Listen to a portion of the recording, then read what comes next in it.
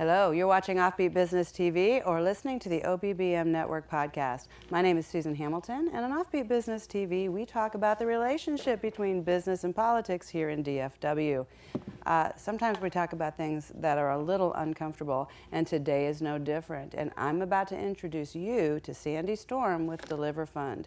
And this is a conversation that you need to tune into with both ears, so I hope you pay very close attention. Welcome to Offbeat Business TV and the OBBM Network podcast. CEO and host Susan Hamiton shares vital insight from local DFW leaders on successful life and business, focused squarely on local family business. It's time for our nation to rise, and we'll do it through a vibrant local business sector that stands up for life, liberty, and the pursuit of happiness. Ready to meet your advocates? Here's your host. Welcome to Offbeat Business TV. Sandy, you are really an interesting lady. Sandy Storm with DeliverFund.org. You've been doing some very interesting work, and I was introduced to you through one of the other podcasts on our network through Carol Englund. This is not an unusual conversation, really. Our podcast roundtable, we've talked about human trafficking and the fact that our studios here in Farmers Branch are relatively close to the I-35 corridor. So it does put a thought in your head when you're coming to work, and quite frankly for me, a prayer when I'm headed into town, really thinking about some of the things that are going on right here on I-35 corridor, that your organization dealing with human sex trafficking, you're dealing with this a lot, aren't you? Yes, Susan, and thanks for having me on today and giving me the platform to address your audience. But really the I-35 corridor, yes, that is a place that trafficking is happening, but even closer to home, right around the corner from where the studio that we're recording this in today is what we would refer to as the red light district, and that's where trafficking is happening right out in the wide open and on the street corners. So right here, maybe 3 blocks from where we're recording this conversation today. Now, to clarify, we're not necessarily only talking about sexually oriented businesses. When we think red light district, I think a lot of times that is how we kind of categorize it. A red light district, well, that must be where the sexually oriented businesses are.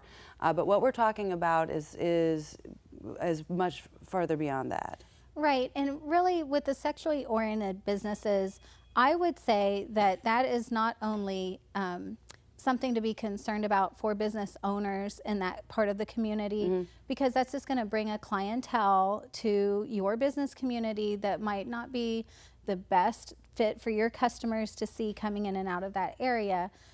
But a lot of those sexually oriented businesses are actually tied to human trafficking as well.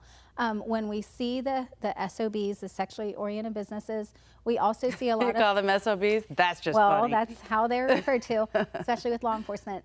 But when we see those, the concentrated areas with those businesses, there's also a lot of hotels located nearby, and a lot of times those hotels are where trafficking is happening. So the customer of the sexually oriented business might come to that business and then end up purchasing a victim of human trafficking through that business or through the area, around that area, and then use one of the nearby motels to complete that transaction. So it does affect the entire community. So when you think about it, if traffickers are targeting those communities where those kinds of businesses are, they're also going to be in the gas stations, in the grocery stores, in the other businesses surrounding that area. And that puts our, the business people that are trying to have upstanding businesses in the community at a risk, or their employees at risk as well. Well, that was a very sanitized description of the types of things that happen. And you know full well that those scenarios aren't all that clean, and that they're they're not really happening the way that we think they are. And that's what I really wanted to talk with you about today, and just bring that out in the open, because right now we were really faced with a lot of information. I think that before 2020, everybody was praying, every church was praying for vision, and then 2020 happened, and didn't we get some? And we started recognizing, people started talking about pedophilia for the first time openly. People started sharing videos about things that were going on, that oh, they're so underground, and it's Hollywood, and it's government, and it's all these things, and the language theory, conspiracy theory was really being used. And the more you look at that and the closer you look at it, I have never spoken with anyone since then, because it really got my dander up. It's so disturbing, so disturbing to think about how we can treat another human life, that I've realized it's not, these aren't theories. And oh my God, we're learning about what's going on. And you have some history here. Would you mind sharing some of those things? Oh, sure. And part of what I do with DeliverFund is public education and public awareness. So I definitely want to take advantage of this opportunity to address your audience and to maybe confirm some of the things that might have been seen as theories before, or conspiracies. But unfortunately, child sex trafficking is happening in our communities. There are children being sold for sex on the streets of the city that we live in, and that is something that your audience should be concerned about, not only so they can protect their children and the children that they care about and love, but so that they can take the proper actions to change the realm of society that they're influencing and that they're touching, so this can be something of the past. So my life has been negatively affected by human trafficking starting at the age of 6 years old. And I was a victim of a child sex ring of pedophiles that were wealthy men in positions of power and authority, men that were members of country clubs and yacht clubs, that attended parties along the water in big fancy boats and big fancy houses. And it wasn't just myself, that there were other children involved. I went to a very good school in a very nice neighborhood. We lived in a brand new home and drove brand new cars. From the outside, everything in our life looked perfect, but what was happening behind closed doors was absolutely horrific. And as a young child who knew nothing but this as my normal, I was a magnet that could bring other children into that situation as well. So it's very important for your audience to be aware that this is actually happening in suburban communities, in cities like Dallas, and all over the United States. I can't think of a community where it's not happening. Because of the damage that abuse caused to my life, I ended up in a cycle of toxic relationships and just in dangerous places, and I was really trapped in that kind of a life until I was 26 years old. So it progressed from that childhood sex trafficking, child sex trafficking, into more of what we see portrayed in the media as sex trafficking or human trafficking on the streets and in the hotels. But I really felt so hopeless during all of that time, because from such a young age, that had been my normal, my reality, and I didn't know that there was another world out there. I didn't know that there were other ways to live. But on March 18th, I have to share the story of hope. On March 18th of 2004, I was set free, and since that day, I have just been walking in freedom. And today, my passion and my desire is not only to help others to be free as well, but like this picture behind us, I really am passionate about making sure that traffickers get put behind bars where they belong. It's so interesting to me. One of the passions of my heart is working in the prison system and seeing broken people frequently. And you've been working with people like this for a very long time. You've been exposed to just some terrible things in your life. I just want to thank you for being bold and sharing your story, and for the work that you've devoted yourself to. One of the things that I noticed was that I didn't feel was right. When 68-year-old women with no hair and no teeth and bad skin, and they're in there for crimes that revolved around sexual perversion, and they couldn't even think straight.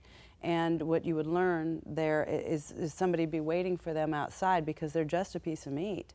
And the judges would know them by name, and they may have spent most of their adult life in and out of prison.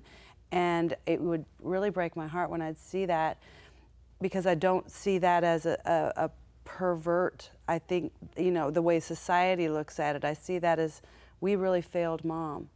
We really failed mom. She needed help a long, long time ago, and the judge knows her by name, and she's got a bed waiting for her, where she was an officer was waiting to set this up to arrest her, and she's going to do the time, and there, of course, she'll be wasted out of her mind in order to do that, and there is so painful to see it from the outside. I haven't been the victim of that on the inside as you have. All I can say is from the outside, it looks like we've really failed our society. We failed to see where danger is, and that's why I really appreciate you sharing this story, because we do need to look at it different. We need to understand is there a justice here? We've been looking even at our legislation really wrong, in my opinion.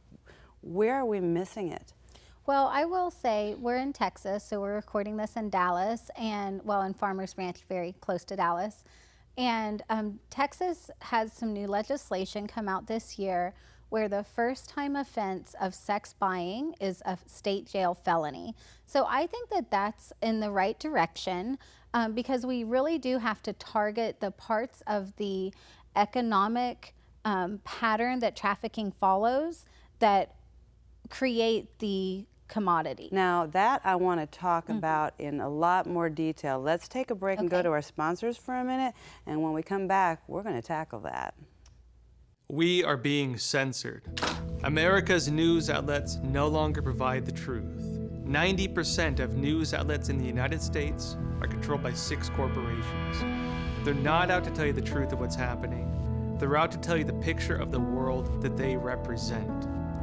The mission of the Epoch Times is to chase the truth, to ground all statements in facts, and prevent people from being misled. The Epoch Times is independent. We're not controlled by any special interests, and we never will be.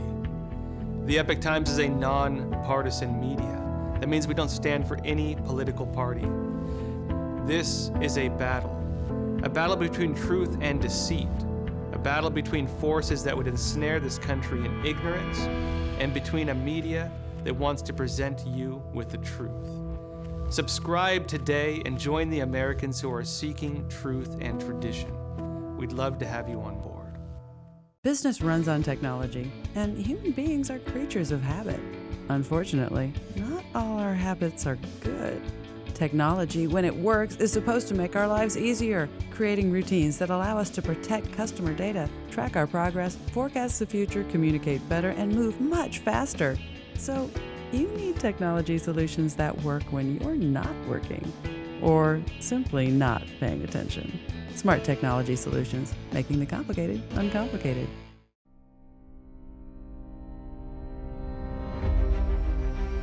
My American dream is to help you stay healthy and energized so you can live your American dream.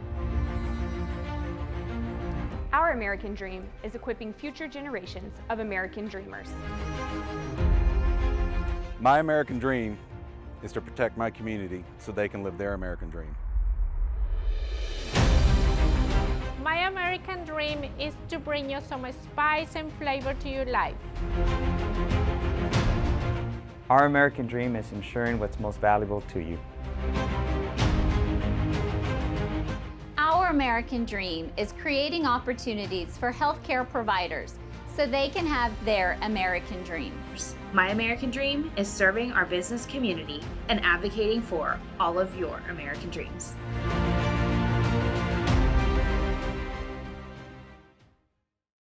And we're back. You're watching OffBeat Business TV. You're listening to the OBBM Network podcast. My name is Susan Hamiton, and I'm here with my guest today, Sandy Storm with DeliverFund.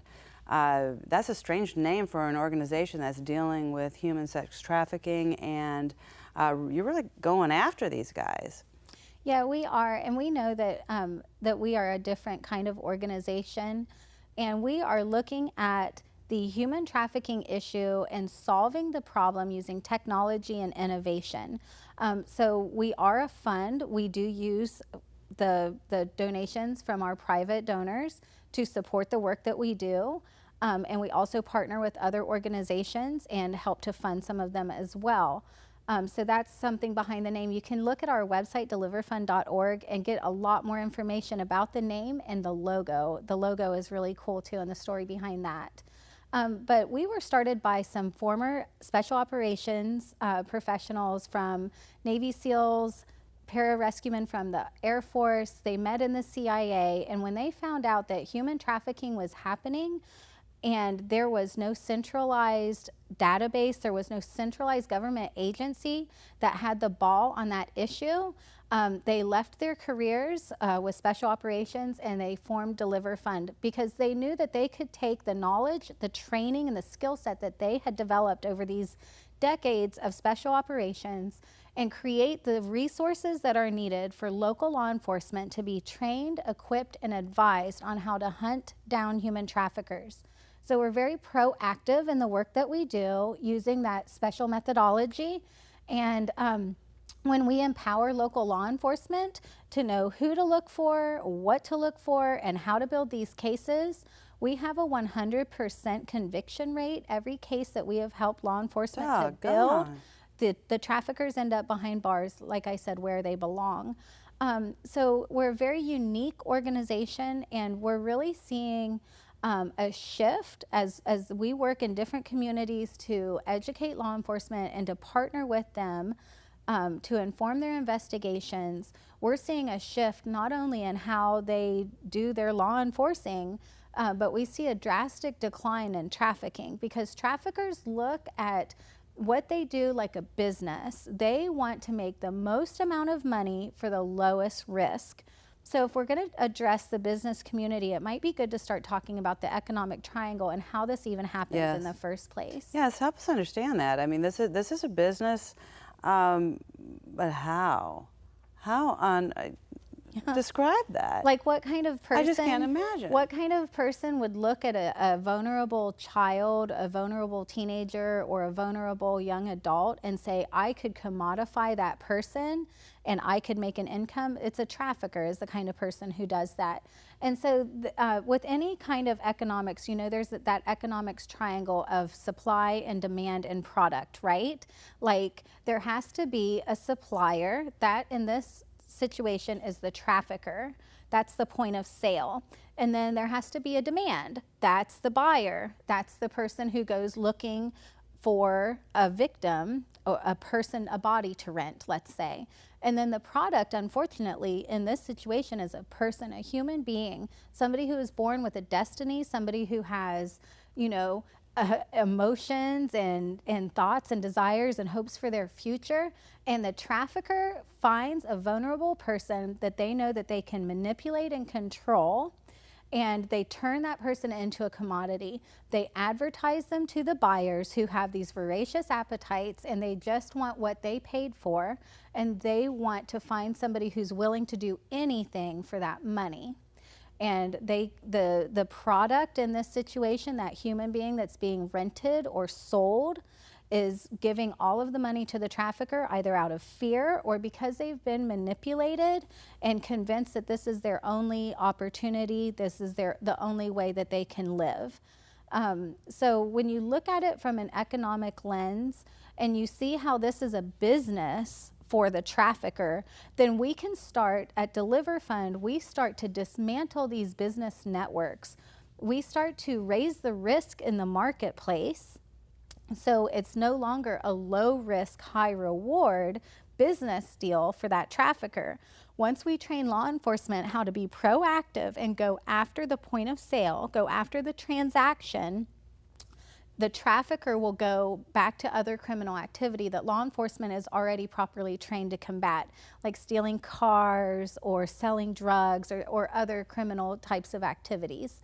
So what we're doing in the marketplace, what we're doing with business is going after that point of sale, making it difficult for the traffickers to have a successful business model, And what your listeners and what your audience can do is to reject the culture that would allow these kinds of business people, traffickers, to make a living in their communities. So rejecting the sexually oriented businesses, rejecting pornography, rejecting that kind of culture that tells young people that these are valid choices that they could make with their life to participate in this kind of lifestyle. Those are really good ways for a business person to actually be part of the solution of ending human trafficking. You know, it's so bizarre. It's hard for a lot of us to realize that there could even be a demand for this. What is, you know, seems so twisted.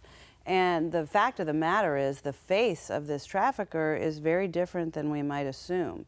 And a lot of what's going on is happening in affluent communities. It's happening in, like you said, not far from here where we're at, but there's also people that are trafficking their own family members. Right, and I was, unfortunately, my first experience with trafficking was a family member, and that's how it affected me at such a young age. But it was the silence of other family members and others in the community that might have been able to speak up and advocate for me, just a child at 6 years old, and see some of these red flags. If they would have just raised those red flags and said, hey, something's not right here, then my suffering could have been drastically diminished. So if we can talk a little bit about some red flags I think to look that's at. huge, because a lot of us don't think, you had mentioned to me when we spoke earlier that you were, a trafficker works on the whole family.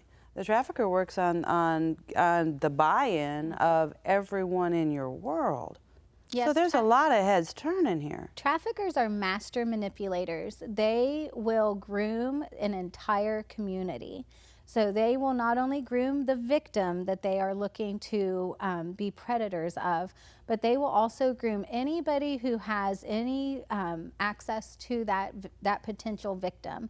That could include the other family members, teachers, other mentors in that child's life. When you say groom, does this mean that we're going to have a favorable look of this person so that if they are accused of it, that we would never believe it? Or are you saying that everyone's just kind of in on it and it's no longer got this stench of horror attached to it? I think that I've seen it happen both ways, and I've experienced it both ways. I've seen traffickers groom the family so that they would never believe that they were capable of something so horrific. But then on the other side, I've also seen them groom the family to believe that it's actually a good thing for this young person to go into the sex industry because they're going to make all this money, or that it's a good thing for the trafficker to take that young person, that vulnerable person, and give them an opportunity as a model or on rap videos. So I've seen the traffickers work the family and work the support system in a lot of different ways, but this is what they're really after. What they want to do is remove any safety nets from that vulnerable person so that the person that they're grooming has to rely on the trafficker for everything. That's where their income is coming from. That's where the food, shelter, clothing, vehicle, anything that they need, that trafficker is going to provide, because it's a lot easier to have a willing participant than a victim who's pushing back and saying no. So a trafficker can use a long period of time to groom a victim as well. It's not something that they look to happen overnight. And when we hear stories on the news, or if we hear stories on social media about people being kidnapped to be trafficked, that is probably not accurate. It's very, very, very low probability that somebody that wants to traffic a child or traffic a teenager or traffic a young adult would go after a victim of kidnapping, because a kidnapping victim is going to fight back. A kidnapping victim might yell, scream, or try to run away. But if they spend a couple months or 6 months or a year grooming somebody that they think that this is they're in a relationship now, or this is somebody they can trust, that's going to create a trauma bond. That's going to create a bond with that victim that keeps them from trying to get away. It also lowers their self-esteem. And once they've diminished that hope that there could be another option, the trafficker has that victim right where they want them. That way the victim goes out and performs whatever acts they're being sent to do by the trafficker and just turns over the money, no questions asked. that's how the trafficker knows that they've done a good job grooming that victim. Well, this is absolutely infuriating, and I imagine your stomach's turning about as much as mine is. We're going to take a break and take a deep breath, and we're going to come back to this because there is good news on the horizon, and I'm really, really excited that you're getting to hear from Sandy today. We'll be right back. Business runs on technology, and human beings are creatures of habit. Unfortunately, not all our habits are good. Technology, when it works, is supposed to make our lives easier, creating routines that allow us to protect customer data, track our progress, forecast the future, communicate better, and move much faster. So, you need technology solutions that work when you're not working, or simply not paying attention. Smart technology solutions, making the complicated uncomplicated. Business runs on technology, and human beings are creatures of habit. Unfortunately, not all our habits are good. Technology, when it works, is supposed to make our lives easier, creating routines that allow us to protect customer data, track our progress, forecast the future, communicate better, and move much faster. So, you need technology solutions that work when you're not working, or simply not paying attention. Smart technology solutions, making the complicated uncomplicated. And we're back. You're watching Offbeat Business TV. You're listening to the OBBM Network podcast. My name is Susan Hamiton, and I'm here with Sandy Storm with DeliverFund.org. You need to go over to that website and make sure they've got everything they need to do the important work they're doing of rescuing trafficked individuals and putting those criminals behind bars. And by those criminals behind bars, DeliverFund's got the tools that they need to make sure they are getting the criminals and not the victims. And in this world, from what I understand these days, that line gets blurred a lot because the victim often will take on the attributes of a trafficker. Yes, and when we see a lot of the law enforcement busts in the news, they might advertise that they had a certain amount of arrests, and it might make a really good news story. But when you really start looking at the numbers of who was arrested, if they're arresting women for prostitution and trying to call it a human trafficking arrest, that's not accurate reporting. A woman who's engaged in prostitution, I can guarantee you she probably does not want to do that. Somebody else is probably gaining something from her being in that position, and that makes her a victim of trafficking, and that makes somebody else a trafficker. So another thing that DeliverFund is doing is educating law enforcement how to build victim-centric investigations and operations so that the victims aren't arrested and the traffickers are the ones that are targeted. Now, sometimes victims do end up arrested for other things surrounding the crime of trafficking, like maybe they have drug possession or maybe there were warrants out for their arrest, but that's a different story. And then also when a victim of trafficking is brought up through the ranks by the trafficker, sometimes they will be groomed to actually be part, like a co-manager, or they'll call them a bottom girl. And so that's like the trafficker's teacher's pet, the one that's going to take over the business. And they do take on some of those attributes of trafficking, and sometimes they cross the line and they become traffickers themselves. So really you have to look at this on a case-by-case basis, and what were the circumstances surrounding that person entering into that business, if you will.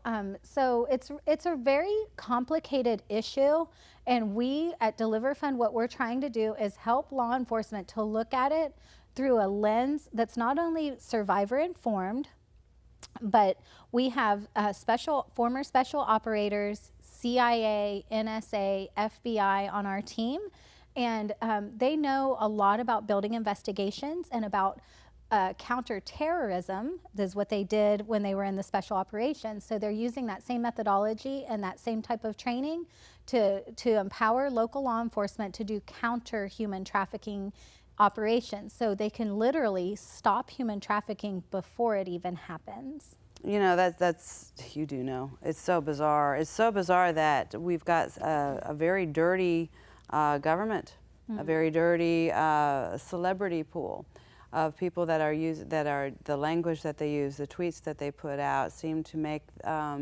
hurting children or even hurting infants as just something that they do. the phrase that we hear, satanic ritual abuse, right? Those things are happening, and it's so bizarre to think that there's rituals around the way some of these things are happening, and that's not a theory. That those things they're absolutely conspiracies, because so many people are in on it, and that ends up affecting how things happen in court and who gets busted, right? And all of those pieces. So, man, how can we ever make sure we're getting it right? Well, I can tell your audience that satanic ritual abuse is real. It was happening to me in a small suburban community, and we lived on the same street as the junior high. It was one of the highest rated schools in Texas. So if that was happening in our suburban home, in the living room of our suburban home on a daily basis to myself and other children for 6 years, I know it's still happening today. And it probably doesn't look like your audience would expect. There weren't pentagrams on the floor. There weren't goats' blood and candles lit. But when I look back on what I've experienced, and I work with a therapist who's extremely gifted and very professional, and it's easy to identify now with the knowledge that I have, not only of the world, but of the kingdom of God and the Word, and how these networks operate. It absolutely is really happening. Our society is broken, and we have a big problem with the way the sex industry is portrayed to young people as something that would be beneficial or something that would be attractive for a young person to participate in. We're so concerned. I mean, the over-sexualization of children, we don't like it. But I think I don't know anyone who thought it would go as far as we've started to recognize it has gone. Because to learn that sometimes a victim won't go for help because they feel like they're grown up, that they're getting to experience something, getting to support their family. That is a nuance that blows my mind. Yeah, and I think that when young people have the impression that pornography is an accurate portrayal of a sexual relationship, that's just impossible. Nobody can fulfill the images that are portrayed in pornography. So when we have such a society it's just pornified, it's pervasive in our society, and any child who has a cell phone has access not only to graphic pornography of people being abused, of people being raped, of people being spat on, horrific racial terms being used. It's just not healthy for a child to have that as their sex ed, or to have that as a tool that trains them about relationships. So that's one issue, but then on the other side of the coin is our pop music culture that teaches that strip clubs are a good place to hang out, that a man in a strip club is a powerful person and a woman in a strip club is gaining her voice or her position of power.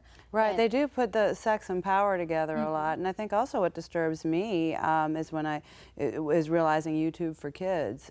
Some of you better not trust YouTube for kids. You better be paying very close attention, because what those Legos are doing is very different than you might think. Well, in any social media, any media platforms that a parent uses is going to be a platform that a predator or a trafficker is going to try to find access to a child. So if you think about how difficult it is for people in our generation to learn how to navigate all of this technology, how much more so for a young person, and then for a young person to be on technology and have access to the entire World Wide Web and a cell phone in the palm of their hand where everything's private. Predators know that those kids have phones. They are going to look for a pathway into that child's life, and they are going to try to build a bond with that child so that they can groom them to trust the trafficker, to distrust the parent, and then they'll have a willing victim. Which is interesting, because when you've got a scenario where, okay, they're going to get them the phone, right? So now this child has a phone, and they're going and they're looking at the videos that you think there's nothing going on, and you've got hands with dolls that are playing in a child's voice.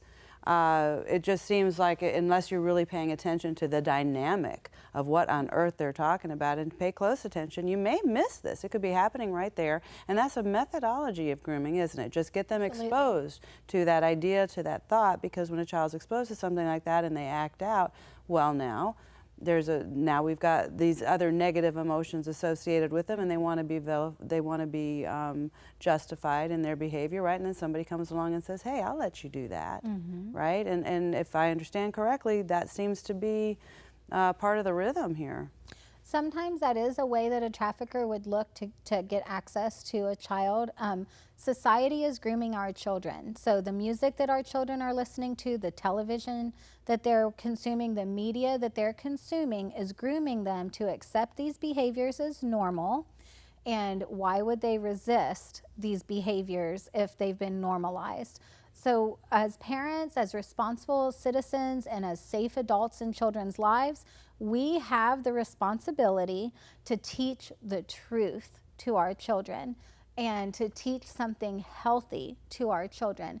And it's going to sound very, very different from what society wants them to believe. Right. And we have to remember that at the core of a lot of these messages, anytime I start asking questions about why something would be a certain way, if we start to pull the thread, it's probably going to be attached to the money. So where is the money flowing, and who has the control, who has the power, and who is making money off of this? So when we look at the pornification of our society, we look at how the profits of these porn companies and how much they're earning. Of course they don't want to limit 13-year-olds to make them not able to access their platforms, because they're making a lot of money from young, vulnerable people getting addicted to pornography. And then that doesn't only create profits for that porn company, it creates a lifetime consumer. So if we look back at the days when the tobacco companies were doing a similar marketing plan, there was an uprising. Concerned citizens said, I don't want my children to be poisoned by this evil substance. And concerned parents and concerned citizens were the ones that really, rose that battle cry. We need that to happen again with things like pornography that our children have access to, with things like some of the programming that is being used to manipulate children. And if we really want to protect our kids, we're going to do that and more. We're going to become the safe people for our kids to talk to. And unfortunately, it's when and not if somebody sends them an inappropriate image online. Somebody tries to have an inappropriate conversation with them through an app. We need to start the conversations age appropriately, but we need to start them young. And our website has a blog that's searchable. You can find some conversation starters to talk to your kids about these kinds of situations at DeliverFund.org to empower parents to really be part of the solution. I think that's really important. Now, friends, if you're used to watching OffBeat Business TV, you realize we're going a little bit long. And you know what? I'm not quite done with Sandy yet. So we are going to hear from our sponsors, and we're going to come back for just a few more minutes because there's a handful of things you still need to hear. I'm just not done. Business runs on technology, and human beings are creatures of habit. Unfortunately, not all our habits are good. Technology, when it works, is supposed to make our lives easier, creating routines that allow us to protect customer data, track our progress, forecast the future, communicate better, and move much faster. So, you need technology solutions that work when you're not working, or simply not paying attention. Smart technology solutions, making the complicated uncomplicated. Business runs on technology, and human beings are creatures of habit.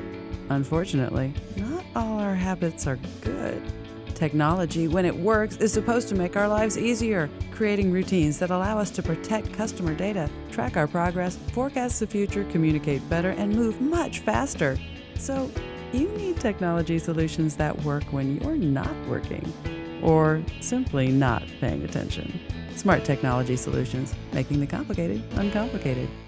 Hey, thanks for sticking around. My name is Susan Hamiton, and yes, you're still watching OffBeat Business TV or listening to the OBBM network, because I've been talking with Sandy Storm with DeliverFund.org, and it's such an important organization, and we're just not done. We didn't talk about your books, and these are really very important. We've got Becoming Navi, we've got Hello Navi, and we've got Goodbye Navi, and you can find these books where? They're on the DeliverFund store at DeliverFund.org. They're also anywhere you buy books, Amazon or Barnes & Noble, so you can get them there as well. And but help us understand a little bit about these. What is Navi, and what do you mean Becoming Navi? Help us understand these books. So Navi is actually my name in Hebrew, is how I came up with the name.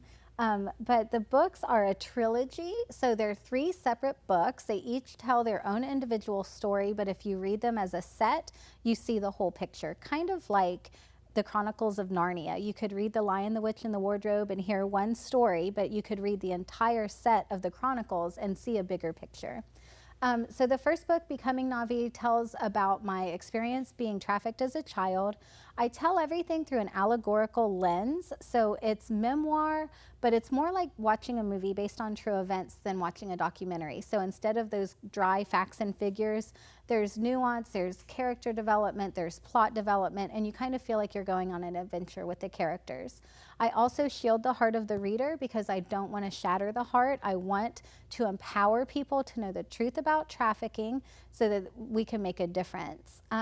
Hello Navi is kind of the middle of the story. That's my experience being trafficked on the streets and right out in wide open in front of society. And then Goodbye Navi is about the industry of commercial sexual exploitation and the way my life was negatively affected by that and how trafficking happens in that industry. But there is a story of hope woven throughout the entire series because I made it out. I'm free now. I'm healed. I'm healthy. I've been married for over 18 years, and I just have an amazing life today. So anybody who reads them will not only hear the truth about trafficking, but they'll also be inspired with a story of hope as well. Well, I'm very impressed with you, Sandy. You're so composed and so well spoken, and you're clearly walking in the anointing and the gifts of your life. Thank you. To make a huge difference here and to help us understand. I can't bring it home hard enough that this is going on right in our communities, right in businesses very close to us, in our schools.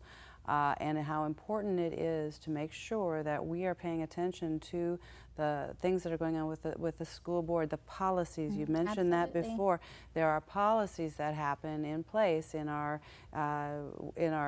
education codes, in our city councils, that allow things to happen that you don't want to happen. And there are, by the same token, we can have an impact on policy when we pay attention and we can kind of turn those things around or start recognizing, hey, what's too far?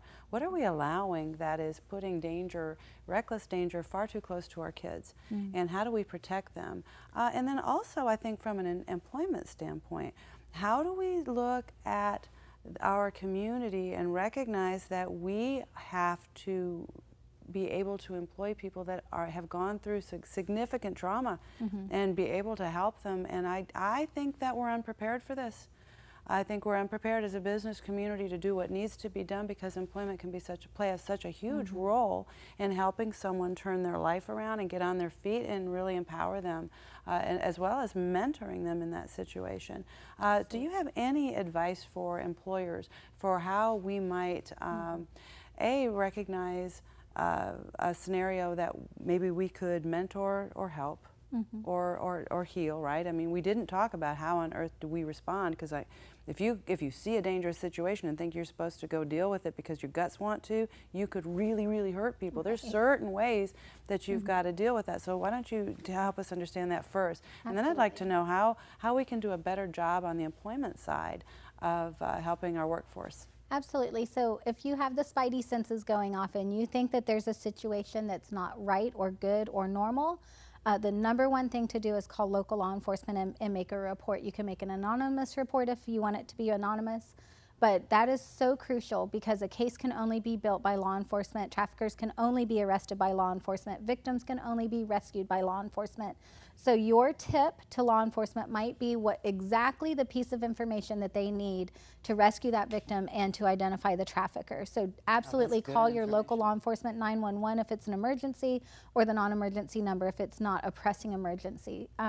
So just get educated. Go on our website and look up some of the warning signs to look for so that you would be able to make that accurate report. And then as far as hiring a victim of trauma, like the team I work with, my gosh, I work with elite professionals who reached the highest level in their careers of special operations, and they really took a chance on me. I mean, I've been through a lot of trauma, and so it's a special skill set that they have to be able to work with me, and it's a special skill set that I have to be able to work with them as well, and to be on this elite team. It's a challenge every day.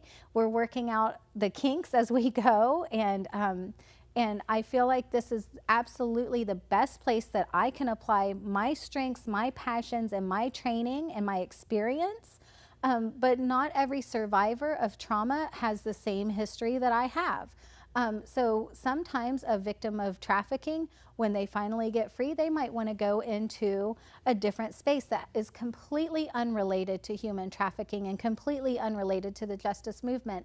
And our business communities need to have not only the capacity to employ somebody that might have some special needs because of the trauma that they've experienced, but maybe it's not even employing that person. Maybe it's helping them with resume coaching, or it's helping them with getting prepared for a job interview and practicing some of the job interview questions through role playing. A lot of victims and survivors of trafficking may have never been to a job interview before. So if they had the opportunity to practice and role play those job interview questions, that might really empower them. So there's a lot of different opportunities for business owners to help. And then there's also the mentorship of the youth. And the youth in our communities are the most vulnerable to trafficking. And they're probably wishing that somebody would just play basketball with them, or that they would just have somebody that would be a safe person to talk to, or a safe person that they could learn something from. And so when the business community gets involved in those outside opportunities to mentor youth, that is fighting human trafficking in real time. And that should not be diminished. That should be something that we pursue, and that we look for those opportunities. Oh, I appreciate you so much. I mean, that is certainly a message of hope, certainly a message of possibility. What can't we do when God is on our side, Absolutely. right? We can get there and we can make a difference in this community, no doubt about it. So DeliverFund.org, we can find the books. Absolutely. We can find training. Yep. We can get the information that we need so that we can recognize the warning signs. Is there any other way? You're connected, you're on Facebook. Yes, we're on all the social media platforms, and we're at DeliverFund, DeliverFund. And then I'm also out there at author Sandy Storm. On LinkedIn, we're on YouTube, Facebook, Instagram. I'm probably forgetting some of them. Okay. But we have a marketing team that does a really great job getting that information out there, and it's in shareable format so that you can spread it to your friends as well. So what I'm going to do is make it easy for you. If you are driving down the road and listening to this in podcast form, you do not need to worry about missing the phone number. When you get where you're going, you're going to realize this is all written up, and you're going to have those links, and you're going to be able to connect and make sure that you get your hands on these books. They'll make a great gift for someone who enjoys reading and who wants to make a difference in this space, highly educational. And we're just grateful to have you. Sandy, thank you so much for your time today. God bless you. God bless you. Thank you are golden. You've been watching Offbeat Business TV or listening to the OBBM Network. Until next time.